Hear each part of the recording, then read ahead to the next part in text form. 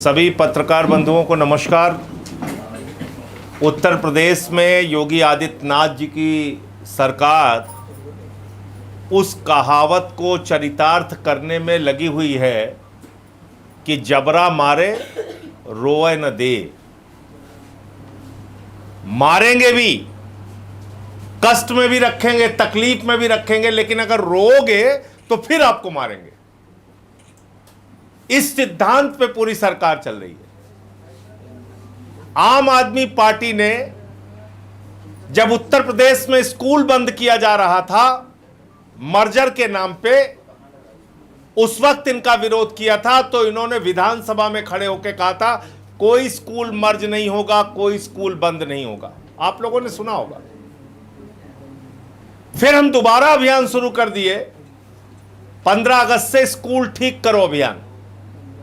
जब से हमने स्कूल ठीक करो अभियान शुरू किया है, हर डीएम खड़ा हो जाता है, अरे साहब ये तो जो स्कूल दिखा रहे हैं तो मर्ज हो चुका है। अरे भाई, जब योगी आदित्यनाथ ने विधानसभा में कह दिया, योगी आदित्यनाथ जी के शिक्षा मंत्री ने कह दिया विधानसभा के अंदर कि कोई स्कूल उत्तर प्रदेश में नहीं बंद होगा, तो फिर आप मर्जर कैसे कर रहे हैं?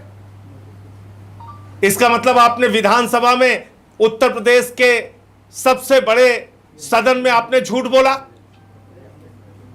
क्योंकि वहां तो कहा आपने कोई स्कूल बंद नहीं होगा। फिर आपने अब आप नया नाटक शुरू कर दिए हैं, कह रहे हैं नहीं हमने तो ये स्कूल मर्ज कर दिया था। मर्ज कर दिया था तो नया पता क्या है उसको बताने के लिए तैयार नहीं। भाई, जिस स्कूल को उठा के कहीं मर्ज किया तो यूडाइस पे उसको ऑपरेशनल उसी जगह पे क्यों दिखा रहे हो? दिखा दो कि यह स्कूल मर्ज हो चुका है दूसरी जगह, क्योंकि जब आप मर्ज दिखाएंगे तो सारी विपक्ष की पार्टियां पूछेंगी कि भैया विधानसभा में मुख्यमंत्री जी आपने तो कहा था कोई स्कूल मर्ज नहीं होगा, कोई स्कूल बंद नहीं होगा।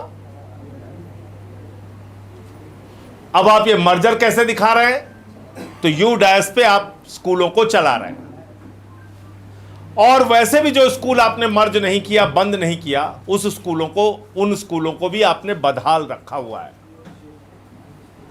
और मुझे खुशी है, प्रसन्नता है इस बात की कि आम आदमी पार्टी के स्कूल ठीक करो अभियान के बाद आज उत्तर प्रदेश की सरकार जागी है और उन्होंने कहा 604 करोड़ रुपए बेसिक स्कूलों को ठीक करने के लिए हम खर्च करेंगे। इसका मतलब बहुत अच्छी बात है। मैं चाहता हूं सरकार ऐसे ही नींद से जागे और समस्याओं को सुने। 604 करोड़ रुपए आप कह रहे हैं कि हम स्कूलों की हालत को ठीक करने के लिए खर्च करेंगे, और उसकी पहली किस्त भी शायद 300 करोड़ के आसपास रिलीज हुई है, ऐसी खबर मैं सुन रहा था। तो देखिए, हमारा कोई विरोध आपसे लाठी चलाने का नहीं है, हमारा कोई विरोध आपसे गोली चलाने का नहीं है, हमारा कोई जमीन जायदाद का झगड़ा नहीं है कि हम आपसे लाठी लेके लड़ने आ गए हैं। अगर आपने 604 करोड़ रुपए स्कूलों को ठीक करने के लिए खर्च करने का मन बनाया है, घोषणा की है, तो आपकी सिर्फ हवाई घोषणा पे हम यकीन नहीं करेंगे। हम 1 महीने तक अपने आंदोलन का स्वरूप बदल रहे हैं। अब हम 1 महीने तक अपने जिलाध्यक्षों से, अपने कार्यकर्ताओं से, अपने पार्टी के नेताओं से अपील कर रहे हैं कि आप अपने जिले, अपने इलाके के बदहाल स्कूलों के बारे में बेसिक शिक्षा अधिकारी और मुख्यमंत्री कार्यालय को सूचना दीजिए, लिखित सूचना दीजिए कि स्कूल बदहाल है, इसको ठीक किया जाए।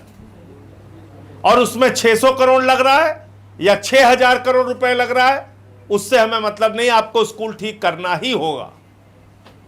तो उसकी धनराशि आपको बढ़ाना हो तो बढ़ाइए, लेकिन अब आम आदमी पार्टी उत्तर प्रदेश के सभी जिलों में यह अभियान चलाएगी कि जितने भी स्कूल बेकार हैं, जर्जर हैं, टॉयलेट का इंतजाम नहीं है, बच्चों के लिए मिड डे मील में खाना अच्छा नहीं मिलता, डेस्क बेंच का इंतजाम नहीं है, जहां पर बाउंड्री नहीं है, उन स्कूलों को ठीक कराने के लिए बीएसए को, शिक्षा निदेशक को और उत्तर प्रदेश के मुख्यमंत्री को लिखित रूप से उसकी सूचना और कार्रवाई की अपील करेगी, सूचना देगी और कार्रवाई की अपील करेगी।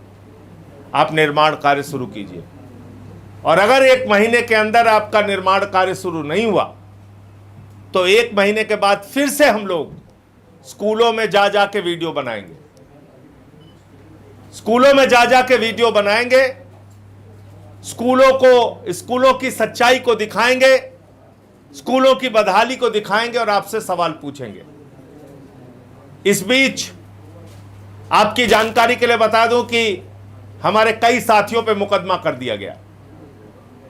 इमरान लतीफ जी पे मुकदमा कर दिया गया। इमरान लतीफ पे जिस वीडियो को बनाने के अपराध में मुकदमा किया गया है, पहली बात तो वो वीडियो उन्होंने तब बनाया था जब स्कूल की छुट्टी हो चुकी थी। स्कूल की छुट्टी होने के बाद उन्होंने ये वीडियो बनाया था, जैसा कि आप जानते हैं, मैंने कहा, और इनके ऊपर एफआईआर कर दी गई के अंदर नफरत की राजनीति करने वाले नेता, और वहां पे कोई मौजूद नहीं था। स्कूल की जर्जर हालत को इन्होंने दिखाया। दूसरा, हमारे साथी मुकेश सिंह, जो बनारस के पूर्व जिला अध्यक्ष हैं, हमारे प्रदेश के प्रवक्ता हैं, उनके ऊपर एफआईआर दर्ज कर दी गई। और एफआईआर क्या कह रहे हैं? कह रहे हैं वीडियो भ्रामक है। यह है उस विद्यालय की डिटेल जो यूडैश पे मौजूद है।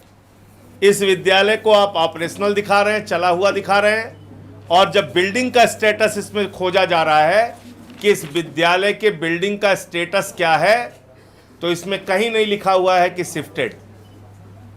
आज डीएम वाराणसी कह रहे हैं स्कूल शिफ्ट हो गया, स्कूल शिफ्टेड हो गया। तो बिल्डिंग स्टेटस में दिखाइए शिफ्ट हो गया। आपने पते में तो कहीं दिखाया नहीं शिफ्ट हो गया। तो आपने मुकेश सिंह पे, जो हमारे प्रदेश के प्रवक्ता हैं, उन पे एफआईआर कर ली। तो आम आदमी पार्टी के कार्यकर्ताओं पर आप लगातार एफआईआर लिख रहे हैं, लेकिन वो चोर जो बच्चों का खाना खा रहे हैं, खाना चोरी कर ले रहे हैं, उनकी सब्जी रोटी दाल चावल चुरा रहे हैं, उन पे आपके अंदर एफआईआर लिखने की हिम्मत नहीं होगी जी। अपने दोषी अधिकारियों पे कार्रवाई करने की हिम्मत आपके ऊपर नहीं है। हमारे ऊपर तो आप एफआईआर लिख ले रहे हैं। जिन लोगों ने बिल्डिंग की हालत को जर्जर किया, छत नहीं है, बाउंड्री नहीं है, टॉयलेट का इंतजाम बच्चियों के लिए नहीं है, स्कूल में बिजली का कनेक्शन नहीं है, पंखे का इंतजाम नहीं है, बैठने का इंतजाम नहीं है, कीचड़ है, रास्ते ठीक नहीं है, जानवरों की तरह खाना मिलता है, उनके ऊपर एफआईआर करने की हिम्मत आपकी नहीं है। हमारे कार्यकर्ताओं पे आप एफआईआर करेंगे। तो इसलिए, क्योंकि इसमें केंद्र सरकार के द्वारा सरकार को फंड दिया जाता है, राज्य सरकारों को, और हजारों करोड़ रुपए समग्र शिक्षा अभियान के नाम पर केंद्र की मोदी सरकार ने राज्य सरकारों को दिया है। और आपको जान के हैरानी होगी कि 62,000 करोड़ रुपए में से राज्य सरकारों ने मात्र 32,000 करोड़ रुपए इस्तेमाल किया, 30,000 करोड़ रुपए इस्तेमाल ही नहीं किया। 30,000 करोड़ रुपए वापस चला गया। अरे भैया, अनपढ़ रहेंगे, विद्यालय टूटा रहेगा, बच्चे सड़ा खाना खाएंगे, तभी तो प्राइवेट वालों में जाएंगे, तभी तो आरएसएस के विद्यालयों में जाके पढ़ेंगे ना, तभी तो वहां एडमिशन बढ़ेगा, पैसे की कमाई बढ़ेगी। तो इसलिए 30,000 करोड़ रुपए वापस कर दिया गया। तो मैं, क्योंकि केंद्र सरकार का बजट आता है, इसलिए पार्लियामेंट को इसमें हस्तक्षेप करने का पूरा अधिकार है। देश की संसद की संसदीय समितियों को हस्तक्षेप करने का पूरा अधिकार है। तो मैंने इस संबंध में संसद की याचिका समिति को पूरे उत्तर प्रदेश में स्कूलों की बदहाली के संबंध में, बच्चों को जो खाना सड़ा हुआ दिया जाता है उसके संबंध में, हरदोई के डीएम और कई जिलों के बीएसए और डीएम जिन्होंने अपने पद का दुरुपयोग करते हुए सच्चाई दिखाने वालों पर एफआईआर दर्ज की, उनके संबंध में एक विस्तृत शिकायत की है। और साथ ही साथ उत्तर प्रदेश के स्कूलों की हालत क्या है, ये हमने इसमें एक एक करके लिखा है, एक एक करके लिखा है। और मांग की है याचिका समिति से कि इस पूरे मामले की जांच कराई जाए संसद की जो कमेटी है उसके द्वारा, और यहाँ के अधिकारियों को बुला के कि केंद्र सरकार के पैसे का इस्तेमाल कहाँ कितना किया, कितनी गड़बड़ी की, कितना घोटाला किया, और जो घोटाला किया हो तो उस पर कार्रवाई के लिए काम ये याचिका समिति करे। इसके अलावा समग्र शिक्षा अभियान में ये बताया गया है कि हम जिस महान उत्तर प्रदेश में रहते हैं, हम जिस महान उत्तर प्रदेश के नागरिक हैं, जहां पर हमारे प्रधानमंत्री हमारे नौजवानों को गोबर से रोजगार देने के लिए एक महत्वाकांक्षी योजना लाने की बात करते हैं, जिस प्रदेश में गांव-गांव में कब्रिस्तान के बदले शमशान बनाने के लिए हमारे प्रधानमंत्री का ड्रीम प्रोजेक्ट है कि लोग यूपी वाले मरते रहें और इनके लिए हम गांव-गांव में शमशान बनाते रहें, पढ़ाई लिखाई रोजगार जाए चूल्हे भार में। उस प्रदेश में जहां पर खाने के लिए बच्चों को मिड डे मील में नमक रोटी मिल रही है, हमारे ऊपर तो बहुत गुस्सा कर रहे हैं योगी जी, आपकी सरकार पे कौन गुस्सा करेगा जरा बताइए। ये 9,000 करोड़ रुपए समग्र शिक्षा अभियान में आपकी सरकार ने बिना इस्तेमाल किए वापस कर दिया। 9,000 करोड़ रुपए। आज हमारे अभियान के बाद आपको 604 करोड़ रुपए रिलीज करना पड़ रहा है। आप अगर ये 9,000 करोड़ रुपए उत्तर प्रदेश के बच्चों के शिक्षा को बेहतर करने के लिए खाली इस्तेमाल कर दिए होते तो आज हमें टूटी हुई बाउंड्रियां दिखाने की जरूरत नहीं पड़ती, ये सड़े हुए खाने दिखाने की जरूरत नहीं पड़ती, ये कीचड़ की सड़कें दिखाने की और बदहाल टॉयलेट दिखाने की जरूरत नहीं पड़ती। तो गुनाह करें आप, गलती करें आप, गलती करें आपके अधिकारी, चोरी बेईमानी करें आपके अधिकारी और उसकी सजा भुगते हमारे बच्चे, और उसके साथ साथ आपकी तानाशाही का आलम यह है कि आप एफआईआर भी करेंगे। तो ये पूरा विषय आपके सामने मुझे रखना था। नंबर 1, संसद की याचिका समिति के सामने मैंने पूरे उत्तर प्रदेश के स्कूलों की बदहाली के संबंध में शिकायत की है और कार्रवाई की मांग की है। नंबर 2, जो एफआईआर हमारे साथियों पर हुई है उनकी कानूनी भी लड़ाई लड़ेंगे, और उन जनपदों में जो भ्रष्टाचार हुआ है उस पर एफआईआर दर्ज कराने के लिए मैं अपनी ओर से प्रार्थना पत्र दूंगा कि एफआईआर उन चोरों, बेईमानों, भ्रष्टाचारियों पे किया जाए जिन्होंने स्कूल की ये हालत बनाई है। नंबर 3, आपको मैंने बताया कि किस तरह से अंडर यूटिलाइज्ड है फंड, जो फंड केंद्र सरकार के द्वारा भी मिला उसको इस्तेमाल नहीं किया गया स्कूलों के विकास के लिए। नंबर 4, अब हमारा अभियान 1 महीने तक उसका स्वरूप बदल के हम स्कूलों की शिकायत डीएसए, शिक्षा निदेशक और मुख्यमंत्री कार्यालय से करेंगे, और 1 माह का समय दे रहे हैं कि टेंडर करके उन स्कूलों को, जो भी आपका प्रोसेस होता है, उन स्कूलों की दशा ठीक करने का काम कीजिए। वहाँ के मिड डे मील की व्यवस्था से लेके जो भी वहाँ इंफ्रास्ट्रक्चर में गड़बड़ी है उसको सही करने का काम कीजिए। मुझे इतनी बात कहनी थी। आपका प्रश्न कोई हो तो पूछ सकते।